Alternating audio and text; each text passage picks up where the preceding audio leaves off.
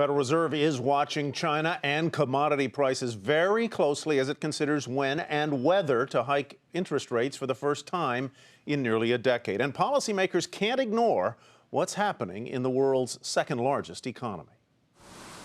Most Fed watchers think the three biggest factors affecting a rate increase are the unemployment rate, which at 5.3% is at or very near where the Fed wants it to be. Inflation, which is still well below the Fed's 2% target rate, and the health of the global economy, specifically and most critically, China. So how much of a Fed factor is China? In a word, big. It is, after all, the world's second largest economy and home to one of its most volatile, closely watched stock markets, a market that took its biggest drop in 8 years Monday.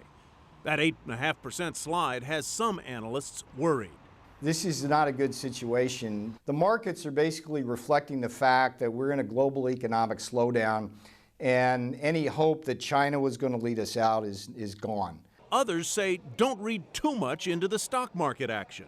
The Chinese market underperformed global economic recovery for years and years and years. While their economy is going very well, their stock market did nothing. And then their economy starts slowing down in percentage terms, and the stock market takes off, which tells you something. It's completely divorced from fundamentals. It's all driven by policy out of Beijing. The frisky Chinese market aside, the Fed's policymakers can't ignore the economic impact of that huge country. It affects every market sector. The S&P 500 companies with the highest revenue exposure to China are Skyworks Solutions, Semiconductors, which does 2/3 of its business in China. Yum Brands, Restaurants, more than half. Qualcomm, almost half.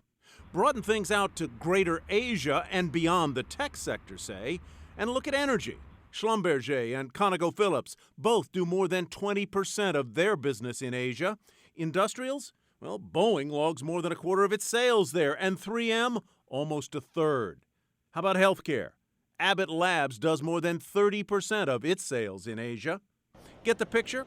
It's hard to ignore, China that is, and Fed Chair Janet Yellen has acknowledged, in the careful phrasing of a central banker, that developments overseas will affect the timing of any decision by the Federal Reserve to raise interest rates here at home.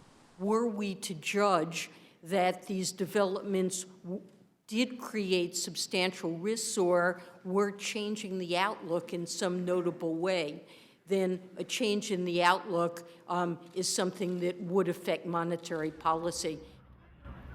What she said. All right, so when will the Fed begin to raise rates? Few believe it's going to happen at the meeting this week, and since there is no post-meeting press conference, we won't know the tenor of the discussion until the minutes are released in 3 weeks.